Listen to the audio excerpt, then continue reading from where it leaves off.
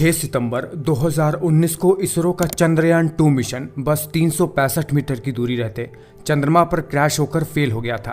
भारत बस इतिहास रचने ही वाला था कि कुछ टेक्निकल खराबी की वजह से भारत वो मुकाम 2019 में हासिल नहीं कर पाया, लेकिन 23 अगस्त 2023 को चंद्रयान-3 ने अपना काम करके दिखा ही दिया और चंद्रमा के साउथ पोल पर लैंड होकर अपना इतिहास रच ही दिया, वो भी अपने केवल सेकंड अटेम्प्ट में ही। इससे पहले अमेरिका, रूस और चीन ने चंद्रमा के सतह पर सॉफ्ट लैंडिंग की है, पर साउथ पोल पर इतने डेवलप्ड नेशन भी लैंड नहीं कर पाए हैं। सन 2008 में भारत ने अपना पहला चंद्रयान-1 मिशन लॉन्च किया था, जिसमें उन्होंने पहली बार दुनिया को बताया था कि चंद्रमा पर पानी बर्फ के रूप में जमा होने की संभावना हो सकती है।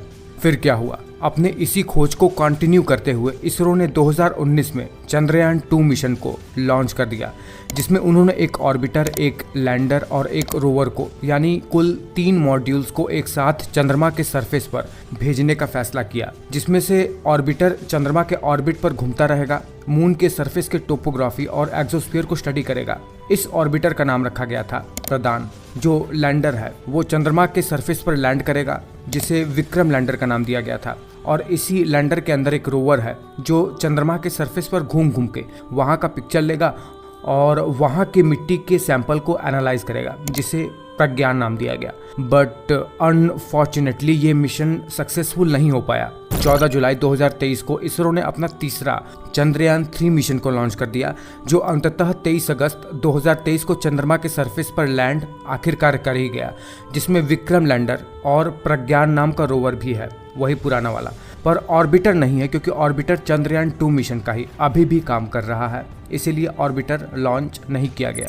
लेकिन इस चंद्रयान-3 मिशन में कुछ थोड़े बहुत बदलाव किए गए हैं, जिससे पिछली बार की तरह कोई समस्या ना हो विक्रम को लैंड होने के लिए। जैसे इसके सेंसर थोड़े बहुत अपग्रेड किए गए हैं।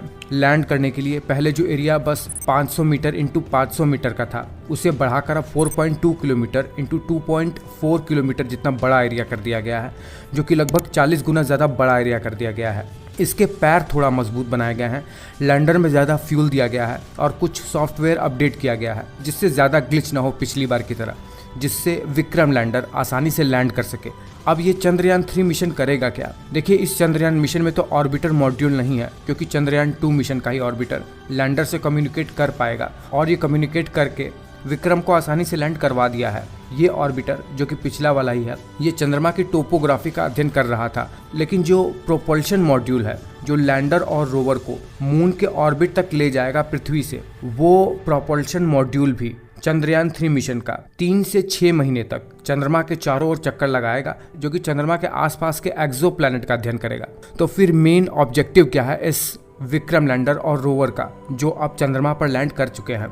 देखिए, सबसे पहले तो विक्रम लैंडर, जिस पर खुद 4 इंस्ट्रूमेंट लगे हुए हैं, अपने इन 4 इंस्ट्रूमेंट से विक्रम लैंडर सबसे पहले तो चंद्रमा के साउथ पोल पर, जहां पर बहुत ज्यादा बर्फ होने की संभावना हो सकती है, वहां के टेम्परेचर को नापेगा। ये चेस्ट इंस्ट्रूमेंट की सहायता से चंद्रमा पर भूकंप आने की संभावना कितनी है, चंद्रमा का मेंटल और क्रस्ट का स्ट्रक्चर कैसे काम करता है, इसका अध्ययन इल्सा नाम का इंस्ट्रूमेंट करेगा। तीसरा इंस्ट्रूमेंट जो विक्रम लैंडर पर है वो है रामबा, जो लेजर बीम के जरिए वहां के पत्थरों को पिघलाकर उनसे निकलने वाले गैस को एनालाइज करेगा और वहां के पत्थरों के कंपोजिशन को हमें पृथ्वी तक भेजेगा कि वहां पर कितने मिनरल्स हैं वगैरह वगैरह। चौथा इंस्ट्रूमेंट है LRA, जो लेजर बीम के जरिए सिग्नल को ट्रांसमिट करेगा पृथ्वी पर इसरो के पास, जिससे इसके एग्जैक्ट लोकेशन का पता लग पाएगा।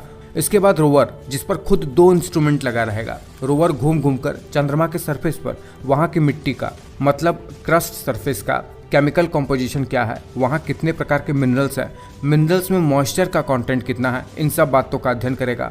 और जब रोवर घूम घूम कर, जिसका नाम प्रज्ञान है, ये सब करेगा, तो विक्रम लैंडर, जो कि एक खास जगह पर स्थिर रहेगा, वो रोवर की फोटो खींचकर पृथ्वी तक भेजेगा। और आने वाले दिनों में हो सकता है कि हमें रोवर की फोटो इसरो द्वारा देखने को मिल भी जाए।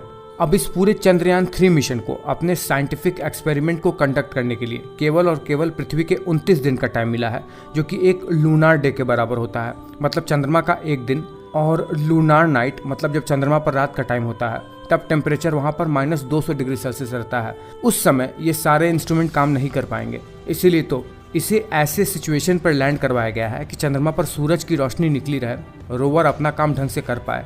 टोटल में कुल 14 से 15 दिन का टाइम मिला है प्रज्ञान और विक्रम को अपने काम को अंजाम देने के लिए। उसके बाद का जो 14 से 15 दिन होगा वहाँ पर लूनार नाइट होगा, चंद्रमा पर रात का टाइम, जब टेम्परेचर बहुत ज़्यादा कम होगा। उम्मीद करते हैं चंद्रयान 3 मिशन बहुत ज़्यादा सक्सेसफुल हो, भारत को बहुत सारी चीज़ें जानने को मिले और भारत जल्दी ही बहुत बड़ा स्पेस जायंट बन जाए।